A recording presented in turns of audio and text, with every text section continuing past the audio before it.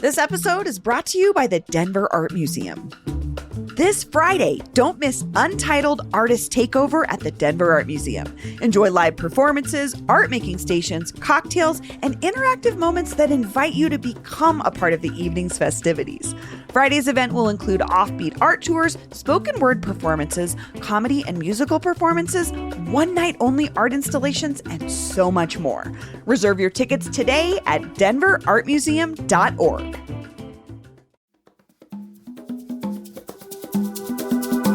Today on CityCast Denver. There are more than 9,000 people experiencing homelessness in the metro area right now, according to the new point-in-time count. And that's 32% more than last year. And controversy this week surrounded our new mayor Mike Johnston's first moves to tackle homelessness. Will the sweeps continue or not? Plus, the latest fail from Suncor, and finally, some praise for Denver Parks and Rec. I'm looking back on this week in the Mile High with producer Paul Caroli and a returning special guest. Oh, and a content warning. There's some raunchy words in this episode, so please be advised. Today is Friday, July 28th. I'm Bree Davies, and here's what Denver's talking about.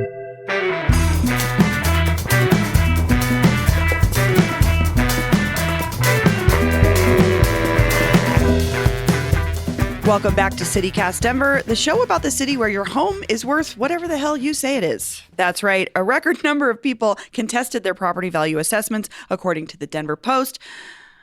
Paul wrote this for me, and I have to say, Paul, I thought this was going to be about the fact that a house on my quaint little block I grew up on Honey Way is on the market for $1 million. Oh, my God.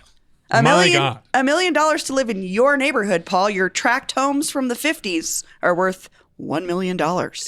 It's insanity. I was going to ask you if you cared about property values, but obviously you do. This is one of your things. I guess I'm more mad about somebody trying to take my old neighbor's, the Gatto's house, turn it into the blandest thing you possibly could have ever seen, sell it as mid-century modern, and they didn't even put like a pool with a waterfall in it. So what are you asking $1 million for to live in Virginia Village? Yeah. As a resident of the neighborhood today, it's so different now. I think it's different people. It's such a weird connection we have through this place. I know you live in a different world, but in my same neighborhood. And I lamented on Twitter.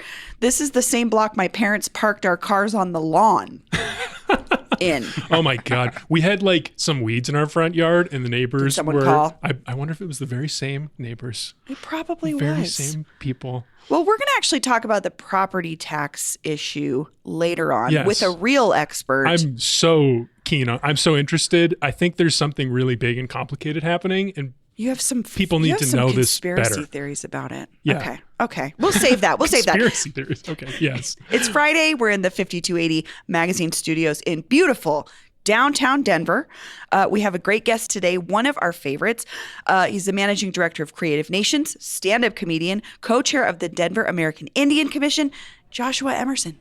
Oh, hello. How you doing, Bree? Good morning. Good morning, Josh. I've been it, y'all. That means good morning to Navajo. So just throw a little bit of indigenous love out to everybody listening. Bree, how's it feel to know exactly how much your childhood is worth? Just to have a number. Oh, man, that's deep, actually. Damn. It's so bizarre. Oh, I come deep. It's so bizarre. I mean, to me, it just proves my point that is, like you said in the copy you wrote, Paul, land's worth whatever you want it to be, right? Even selling land is a ridiculous proposition. Who owns it? What is land Why do we worth? own it? Yeah, supply and demand, they work in opposite ways. You know what I mean? Value is what everybody agrees it is. And it's why are we talking about economics right now? I know. It's Friday Honestly, morning. I'm excited to be here. I know you have a background in economics. I kind of been waiting to get into it with you, but maybe that's another show too. Okay. We do have some important business. Now that we've introduced you, there's something we have to talk about, which is Denver is a very small town. So I'm sure at the top of the show, you heard an ad for the Denver Art Museum's Untitled series, which Joshua is one of the main artists in. And we just wanted to acknowledge that. Whoops. Yeah. Because we didn't know. You know what I mean? These things are separate. I want to make that clear. We don't make the decisions on who is our advertiser. It's awesome that they're an advertiser, but we never know with our guests, blah, blah, blah. So Just so you know, we realize how this sounds. But while we're here with you, Joshua, tell us about Untitled. What is happening tonight? Absolutely. Yeah. So it's me and Drew Austin. We're the featured artists, and we're responding to Desert Rider, which is a fantastic exhibition. Recommend everybody to go check out Desert Rider. Really dope.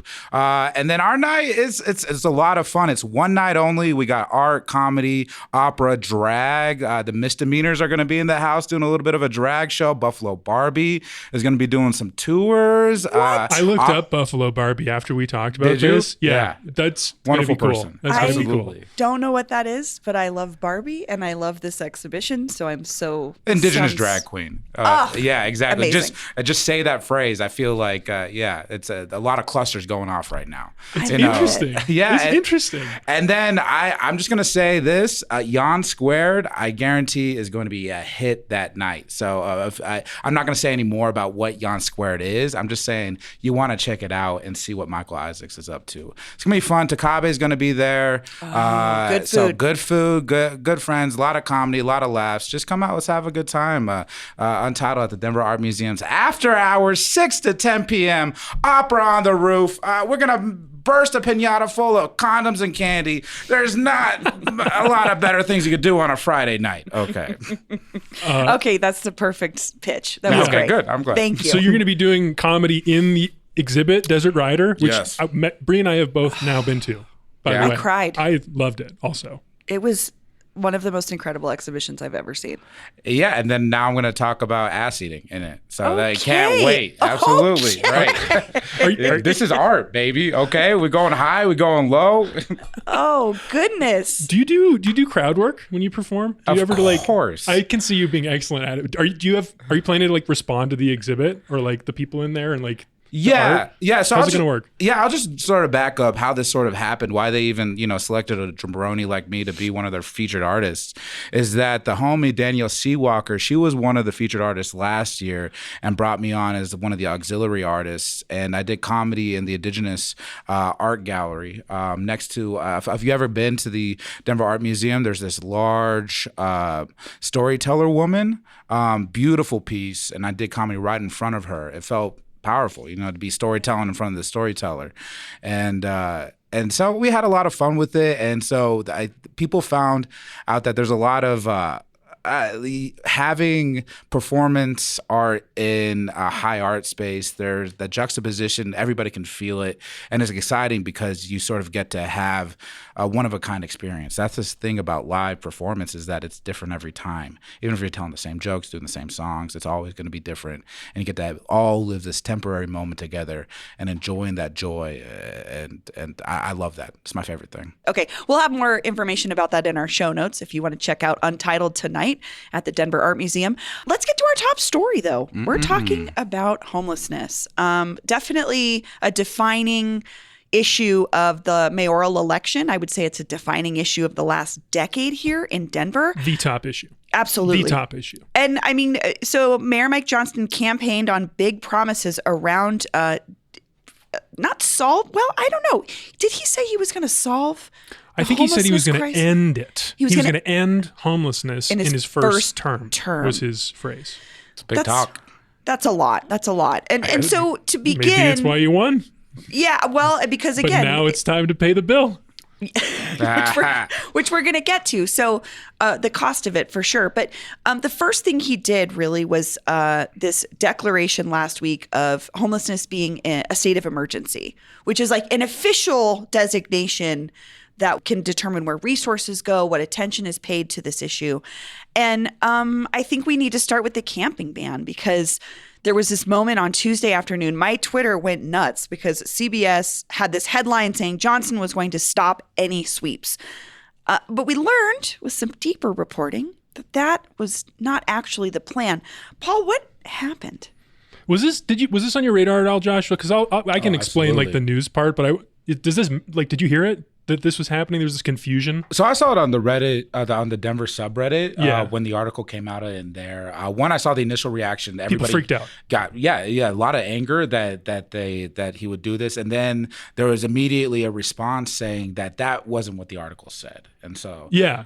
I think it was bad article, bad journalism, but confusing. I think the Johnston administration is still figuring out who's responsible for what, like messaging consistently. Yeah. That seems like the main issue with that couple-hour period on Tuesday before his town hall. Where I thought, genuinely thought he's just ending the he's sweeps. ending it. Right. I mean, for someone like me who is an advocate for ending the sweeps, amazing. But I can see, like you're saying, Joshua, a lot of people were not stoked about that. Yeah, absolutely. I think with the sweeps, it hurts me, the sweeps. I think it's shown to be ineffective ever since the sweeps have been in place. It hasn't had any positive impact on the amount of people experiencing homelessness in Denver. In fact, it's continued to rise even though the sweeps have been put in place. So it's ineffective. It just sort of moves the problem around Denver. I think what it affects most is the perception of how you that it's not out of sight, out of mind. That if they're moved out of there. But and I think what actually troubles me most is that some people sort of enjoy the punitive side of it, that there's like a sense of justice to sort of there's the antisocial behavior that sometimes comes with these encampments that they should be punished and moved out of the way. And that hurts me the most. I'm glad you brought that up too, because I think punishment, watching someone be punished by continuing to be unhoused is a weird flex for a housed person to be like, yeah, that's what you get. Right. You know? And if you ever been to one of these sweeps, it's traumatizing. It is really traumatizing. From when they put up the fences to when they throw everything into a trash compactor, everything that they own, it really just sort of strips the humanity out of the whole thing. And I think it's an affront to human dignity, and when one citizen has their human dignity affronted, all citizens have it, and so that's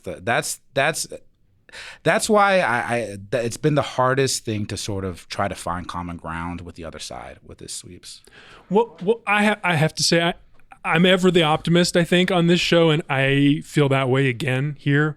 I think that's the minority. I think that's a small minority of people. And I think that's what the election showed us about Denver. And we need to start moving forward as if this, like, the majority are people like us who think of the humanity first and don't want to dehumanize and build barriers. Because that's, to me, what Mike Johnston brought that was different from the Hancock administration, was that sense of empathy that it's people going through hard times that need a little help. And it would be better for all of us if everybody had a better shake.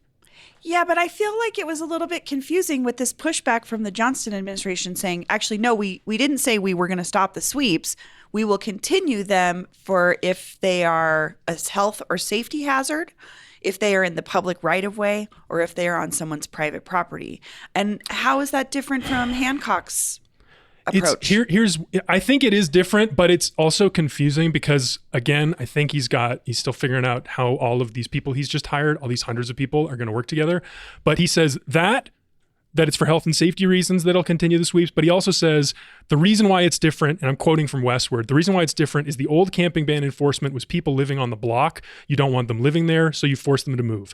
Johnson had explained at his press conference earlier that day, this is Tuesday, the difference here is we are waiting to bring housing units on when housing units are available. Then we come onto encampments and we now have housing units to move you to.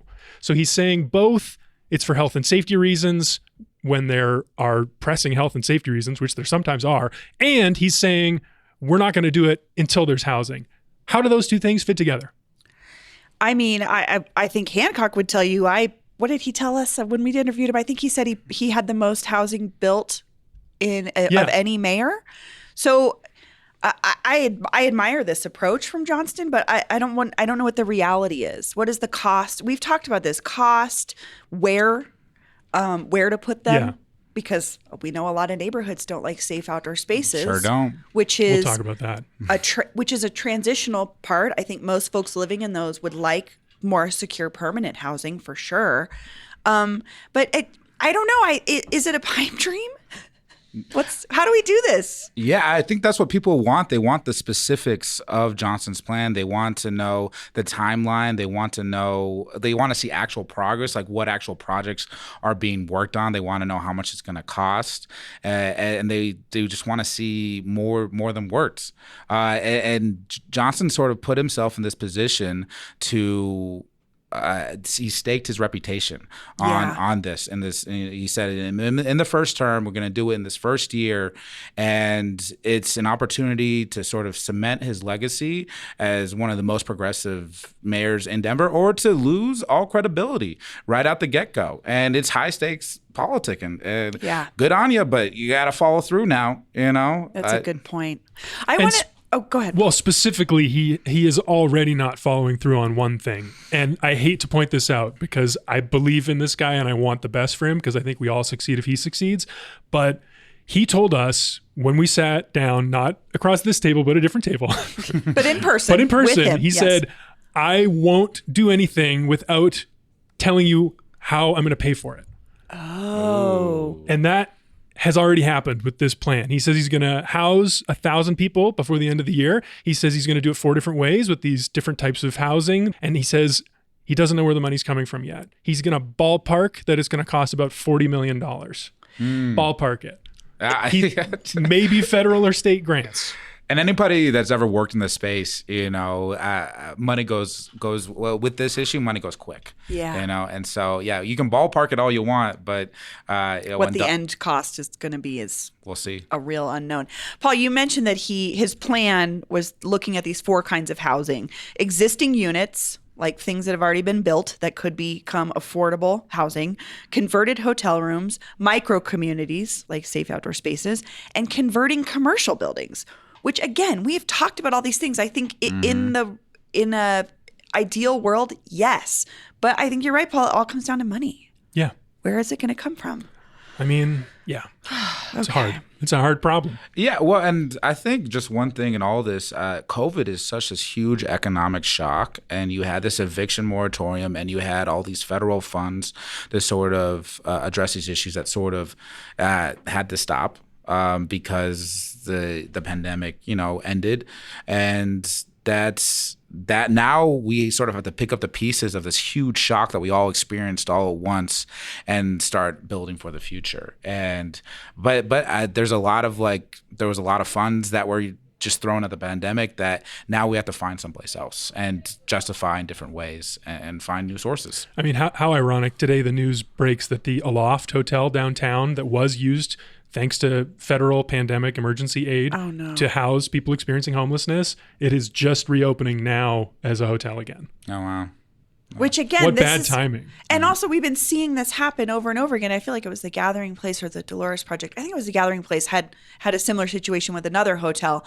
And Denverite did this great piece talking to the folks that lived there who were all of a sudden told, okay, like 60 days or something, you're not going to live here anymore. Right. And I think those of us, I've never been evicted, so I cannot speak to what that feels like. But I think there's just such an underlying trauma to being told where you live that is secure is all of a sudden not yours. Scrambling to find something. I have talked about it on this show. Trying to find an apartment right now or a house for rent is unbelievably difficult. So there's that fear. And then you also have to deal with your mental health stuff. And maybe you're caretaking someone else. Maybe you have to go to work.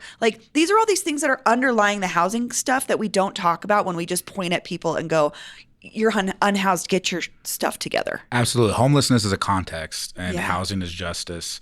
And that's sort of how these are humans and they can contribute to Denver in beautiful ways. As a person that experiences mental illness, as a person that has seen people that I respect and trust, in the Marine Corps, just sort of fall down, and people that were strong.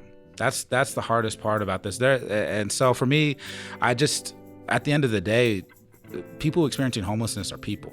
That's why you say that phrase that way. And we have to remember that they're community members too. Absolutely. They're neighbors too. Denverites. Yeah. Well, we're going to take a quick break, and when we come back, wins and fails.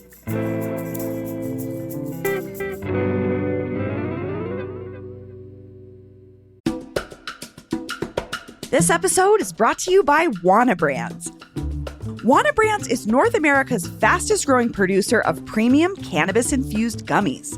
This woman-founded and woman-led company based in Boulder offers vegan, melt-proof THC gummies in a variety of flavors and uses. They've invested thousands of hours of innovation into a line of cannabinoid-powered products called Wana Optimals. The newest Wana Optimals formulation is called Quick Calm. It's calibrated to help relieve anxious feelings and spiraling thoughts in just 5 to 15 minutes. These fast-acting gummies are powered by a blend of CBD and a rare cannabinoid known as CBG, which work together to calm your mind. So whether you're a hardcore cannabis lover or are simply seeking a plant-based way to enhance your daily wellness, Wana has something for you. Learn more at wanabrands.com. That's WANA brands.com. And we're back. We're going to do wins and fails now. Who ruled this week in the Mile High and who totally sucked? Let's start with fails because it's always nice to end on a nice note. So let's start with the bad. Paul? Okay. So Suncor is a persistent fail, just a constant, perpetual fail for 100 years. They keep failing things and then covering things up and then pretending they weren't doing something. And all they're doing is polluting the neighborhood. Toxic emissions and such. Yeah. Don't ask too many questions. But there was, some hope, especially in the last few years. I think the community's been organizing a lot. There's this organization that's sprung up, Cultivando, doing some really cool work with advocacy, organizing on the north side for people in these neighborhoods. They got a huge grant from the EPA to do air monitoring last year. This is going to be like the first air monitoring done outside of the EPA, which a lot of people are suspicious of. Although I have a decent respect for, and Suncor itself, which is famously secretive. So Cultivando was going to do this air monitoring. Here we are halfway through the year. Denver North Star reports Cultivando has returned that huge grant to the EPA because the head of the organization says that it came with a, quote, ridiculous amount of paperwork, administrative efforts, and unnecessary bidding requirements. She says that due to these burdens, the small group had already exceeded their allotment of grant funds, making their further efforts too difficult. Wow. So that's my fail. Wild that like there's a group trying to do better in the world, and they're like drowning in paperwork, drowning in red tape and paperwork, and like places like organizations like Cultivando are run by like skeletal teams, small teams of people. Often they're women, often they're moms. I've met these people. They're doing incredible work. It's like GES Coalition. These are like full-time working moms who are also trying to make their community better. And then it's like we dump a bunch of paperwork on them to make it impossible to change the place that they live. And it's heartbreaking. It's disgusting. Yeah. Ugh. I was looking forward to seeing that data. I thought that was going to be really interesting and helpful for me to understand the situation better. And now we're just not going to have it. No, because the world doesn't, the people in power don't want that to happen, I guess. God, so that's my fail. But Suncor can just keep piping out toxic shit. Yeah, I have a cough today, and I blame them. So. It's fair. Anyway, one of you two can go. Josh, do you have a fail? Yeah, I found out about this one just recently.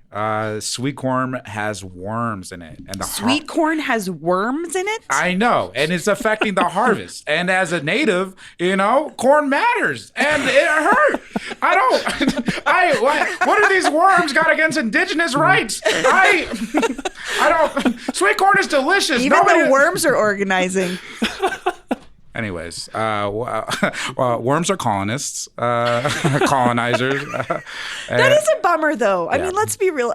It's a bummer. I'm a corn fanatic. It's probably a serious bummer for the farmers who are not going to be able to sell all of their 40% of the crop. Hearing from producer Olivia. Oh, I'm sorry about that. That's Thanks. a bummer. I appreciate that. I love sweet corn. I love it in the summer. I love to grill it.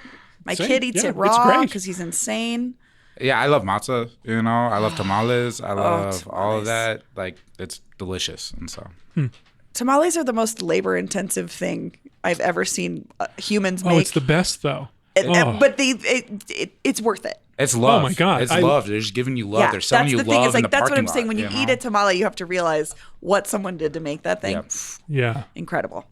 Or what they didn't do, as in the case of my my in-laws last Christmas, which was wash their hands, and everybody got sick. They didn't wash their hands for tamales? Dang, you're putting Megan's family on Front happened. Street. All right. Just saying, someone knows something, and that's awful. Man. Someone's still thinking about it. Sorry, Megan. Jeez. Okay.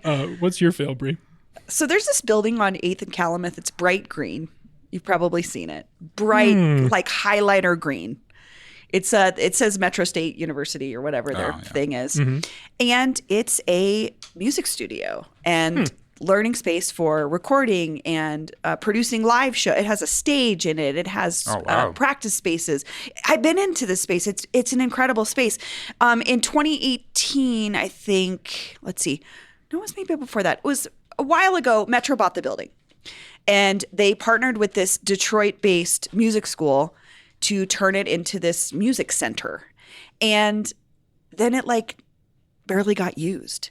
Huh. And then the pandemic hit, and they've been basically trying to offload it forever. So now it's on the market for $4.2 million, which will probably get knocked down, and something more dense will get built there. And I'm not here to start the anti-density fight. My grumble is this beautiful studio has been sitting here in the middle of a neighborhood where there are artists everywhere, that we couldn't turn it into some sort of community space. Right.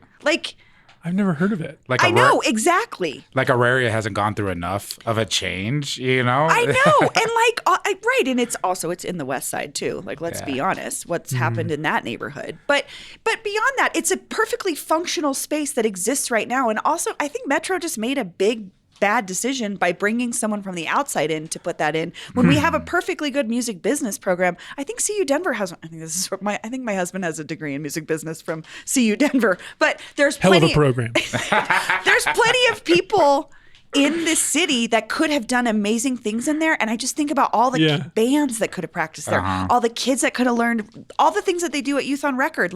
Could we expand that? Instead, had you heard of this place before? Oh, I knew it had been empty. I've actually talked to some folks at, my homie at Youth on Record, Jamie Duffy. Right, of course. I think that they even tried to acquire it, and it was too expensive, or it was too cumbersome to try to deal with it. But it's right in the neighborhood. Something's happening there. It just bummed me out because I was like, you poured millions of dollars into making this a state-of-the-art recording studio, and it's just sitting there, empty, and there's kids all around that could be practicing there. Weird. So that's my bummer. Well, hopefully somebody hears this. You know what I mean? I think that cool buy it and turn it into. We need more cool rich people. You know? Yeah, that will let artists do whatever they want in there, especially young people. So, at any rate, South Park guys, here are please. Yeah. Well, I'm just Casa thinking Bonita about East. It's green. I'm thinking about a space like D3 Arts in Westwood. That's what they do there. They create a space for young people to. Have art shows. Not even just young people, actually. I don't want to mischaracterize it. It's people of all ages are doing amazing stuff. This could be a D3 for the La Alma Lincoln Park neighborhood. It's so cool. So I don't know. If somebody cool wants to buy it and give it to some artists, I would be fully in favor of that. Okay, so let's get to wins. Paul, do you have a win? Okay, so my win comes with a disclaimer that I am not a financial advisor. Don't take my advice on any investments. Don't take anybody's advice on investments. The market is stupid. I agree with that. It's animal spirits. I was I'd take yours though over Paul's because you have a degree in economics, Joshua. But go on. Well, go on, this Paul. might be interesting actually now. But so there's a new Greenwood Village-based financial management firm, Jolf's Financial Group. I know, snooze. But they're doing something that I think is actually kind of cool, which is they're launching a portfolio of companies all based in Colorado that they've picked for a variety of reasons, from different industries, different states in there. Some are earlier, some are younger, some are more established.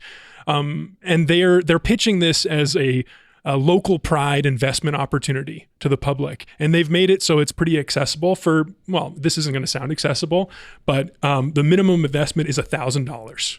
Okay. So For index funds, that's pretty. That's pretty something that, easy. like, a regular person who maybe the money at GameStop a couple of summers ago might be interested in. And they're talking saying about meme stonk. meme stonk, exactly. Stonks. Well, I'm saying is Colorado the next meme stonk here?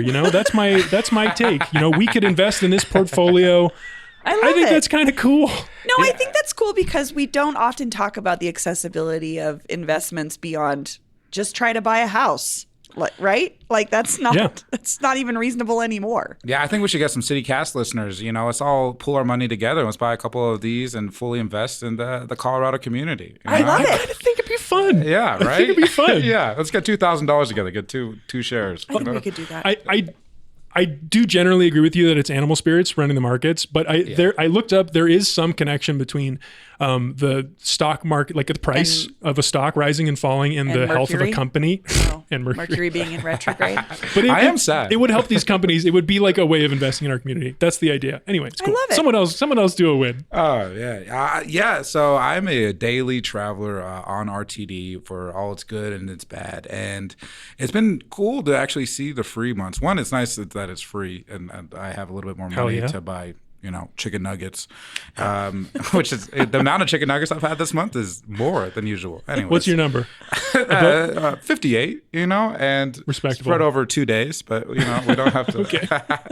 We can move on. Yeah. But this is really about RTD. Yeah. Is that what we're we're winning? So our RTD, they've announced that they are cutting fares. So the monthly pass is going from $200 to $88. I love this. That's I think it helps try to do so many positive things for the community. I think a community with a strong public transit is a healthy community, and public transit that like you have to use it for it to be justified type thing. And so the more you use it, the better it is. It's weird how that works. And so I like this. I do too. I'm glad you brought that up because we didn't really talk about it. But the fare drops, this was a RTD board decision. They decided to cut fares. $200 down to $88. That's pretty significant. Yeah. And I think that it's what we need at the very minimum. It's what we need. So I hate to say this because I didn't intend to bring this up. I thought we were going to save this, but I do have a thought about the Paul RTD has a fare theory decrease. about this this is maybe one of my conspiracy theories. Go this for is a it. conspiracy I love theory this. for sure. But every person I know who is actually riding RTD regularly over the last few years, since about the pandemic started, and I'm not talking about the free months because that's a lot of people coming on and they're not paying, but the regular riders say, no one's checking my ticket. No one's verifying that I paid. Sometimes I just ride for free anyway. So I think that this historic fare decrease might actually also come with an increase in enforcement, and that more people might end up paying more. That's interesting. I do think that the perception of it being cheaper means more people are going to ride it regardless. I hope so. Even if the enforcement is more. I hope so. I really hope But so. to enforce it, you have to have staff. Isn't that part of the problem? I think that was part of the problem. They've been they're going dealing to with staffing issues. fares, so they're not going to have more money to hire more staff.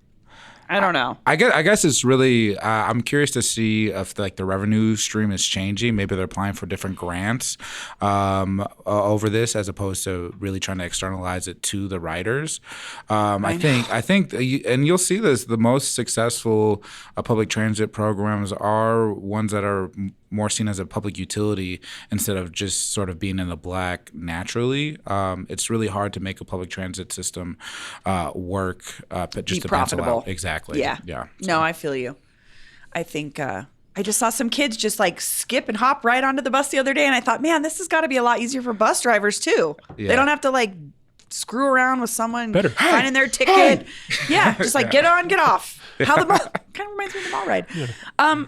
My win is for Denver Parks and Rec. Ooh, I feel like nice. I think we talk too much smack about them sometimes, and although it did take me 9 months to get into swimming lessons through Denver Parks and Rec. I call it the most very competitive. It's the most exclusive club in Denver Parks and Rec. I finally got my son into swimming lessons for the 6 months to 3 years old group. And we've been going to Ashland Rec Center, which is behind North High School, for the last 3 or 4 weeks. It's been awesome. The pool is awesome. It's an indoor pool, but it has a slide. It's got a little kids area.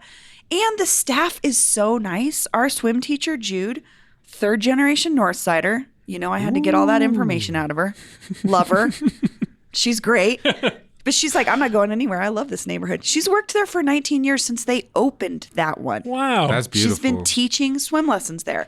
And it just makes me feel so good to be a Denverite when I get to utilize our services and meet the people behind them. And like, I've always been giving love to 20th Street Gym, my old boxing coach, Mo, and I Lewis at the desk. I love you guys. Hall of Fame. Hall of Famers, 100%. But like part of the reason I love going to 20th Street was the people. So getting to go to this new rec center that I'd never been to, Ashland, it's been awesome. So just shout out to Parks and Rec. You also have really incredible people working for you, and I don't think they get enough credit.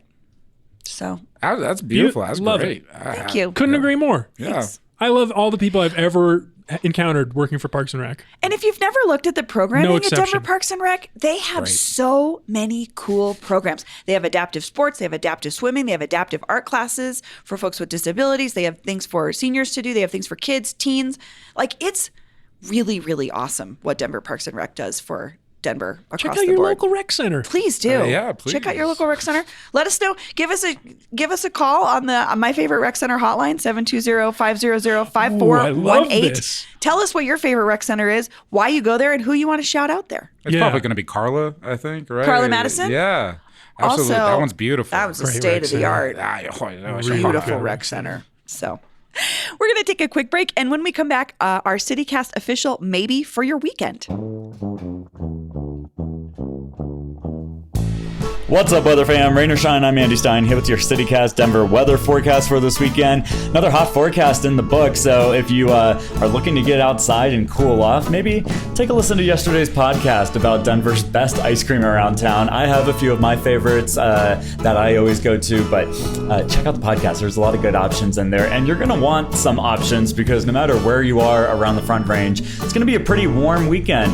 Maybe not as hot as what we had earlier this week when temperatures were in the upper 90s, but even knocking a few degrees off of that for Saturday and Sunday with high temperatures in the low to mid 90s. I'm thinking 93, 94. It's going to feel a little bit better. The afternoon cloud cover and afternoon storm chances are going to help cool us off just a little bit more each afternoon as well. We're not talking about widespread severe weather or widespread rain chances, but a continuation of the afternoon storms looks likely into this weekend, and even some cooler and maybe slightly stormier weather working its way in for the beginning and middle of next week. Y'all have a great weekend. Enjoy.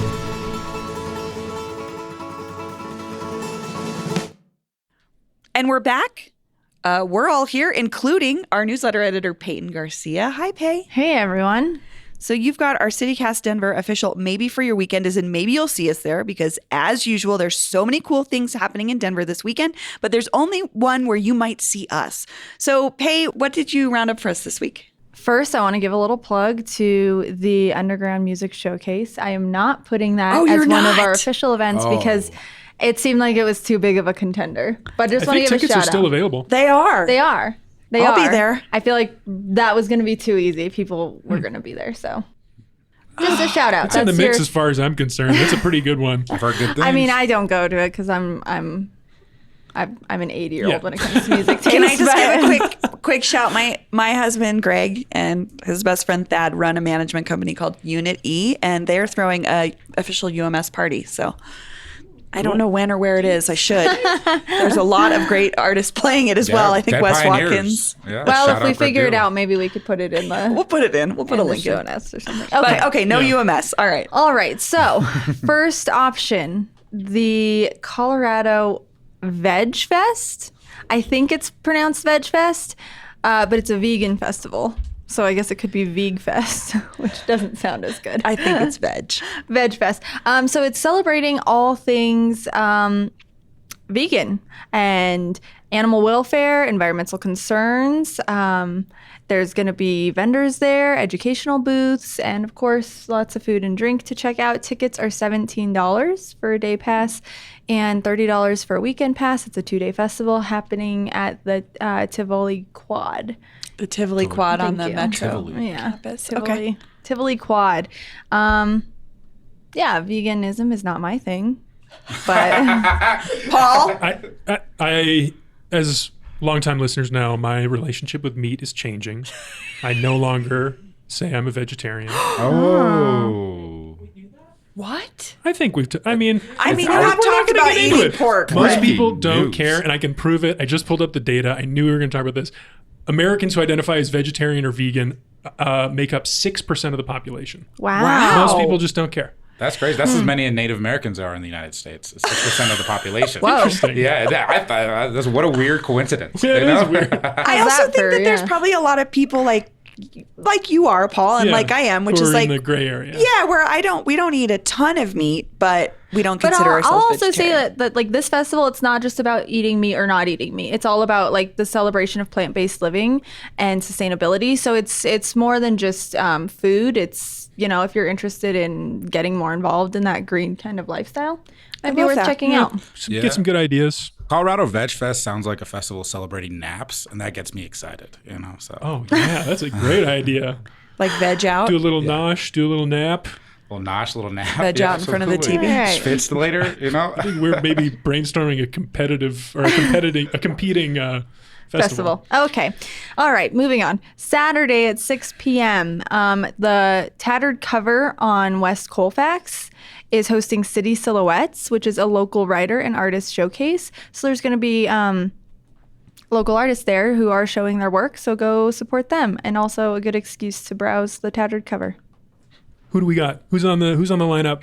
Who's on the marquee? Amanda E.K., Rafael Rodriguez, Johanna Godinez, John Flatham, Brianna Janae, Jay Hasley, the Poet Q, and Jessica Marie. Very cool. Yeah. Cool. Go check I out still what don't they're know how I doing. feel about the tattered cover, to be honest. Kind of in my tattered cover hangover after the. I all just the try to think drama. about the employees. I guess that's who I care about, really. Yeah. They got that new CEO. It's a whole new. Anyway. That's an issue for another day. Okay. Avery Brewing is having their 30th anniversary party this hell yeah. weekend Wow. in Boulder. The tickets.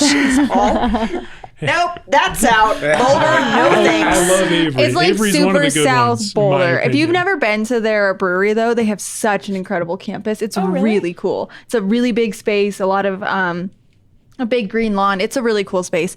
Tickets are $93, which is kind Wow. of pricey. But you must get some beer. They're going to Yeah, have you special stuff. stuff. They're going to have Yeah. the people. This is going to be a good vibe. 30th anniversary. Exactly. That's cool. It's a celebration. Yeah, and there'll be music and I was about food to say, trucks and unlimited beer tasting. So lots of good stuff. Because it looks like they're having a bunch of other brewers come and 30 years And is do a stuff. lot. Yeah. Shout out Jimmy Carter, but you know, like 30 years is like right at the beginning of the craft brew, renaissance. Yeah. And they're still great. I regularly will buy Avery. That's like a 6-pack in the rotation for me of the ones that are in the grocery store. yeah. All right, and our last event is a twofer. The Aurora History Museum is hosting a chef speaker series this summer, and there's only 3 events left in the series, and there's one on Saturday, Sunday, and Monday. So this one, you know, you kind of have options with this one, but they have one happening at 11 a.m. on Saturday and one at 10 a.m. on Sunday, and the chefs that they're featuring are Miss Park and Mr. Kim from a Korean barbecue place whose name I'm gonna butcher, but it's Shin Myung-gwan.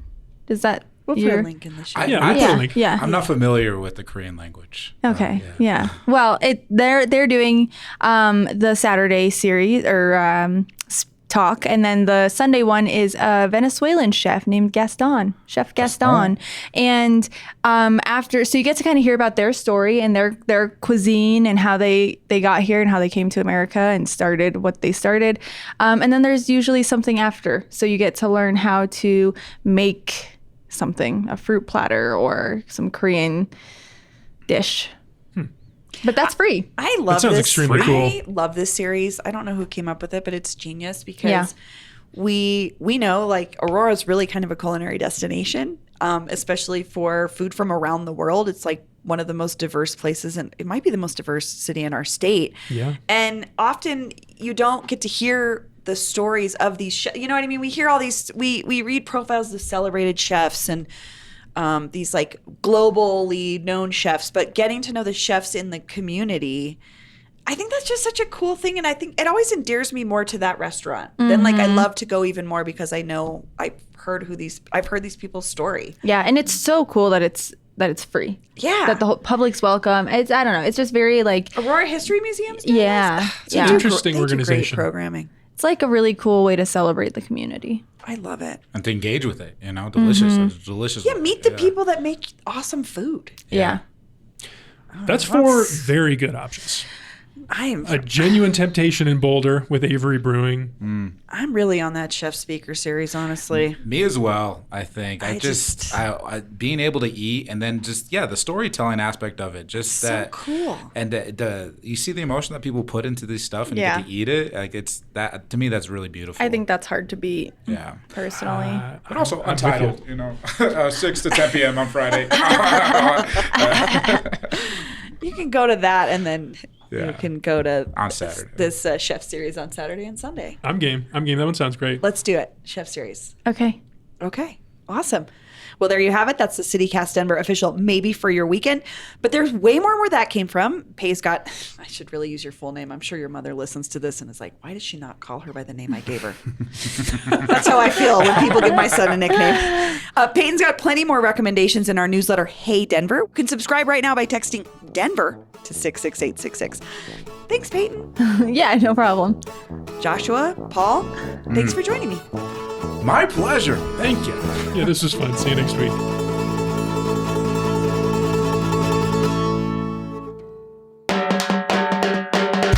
That's all for today here on CityCast Denver. Our producers this week were Paul Caroli and Olivia Jewel Love.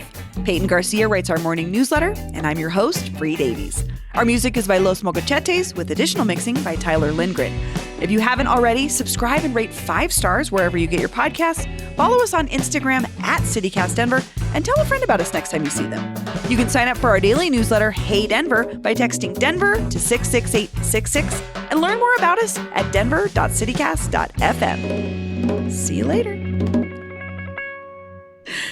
I just got this line from this MC Paul Barman song where he says, I'll smooch on your pooper hole all through the Super Bowl.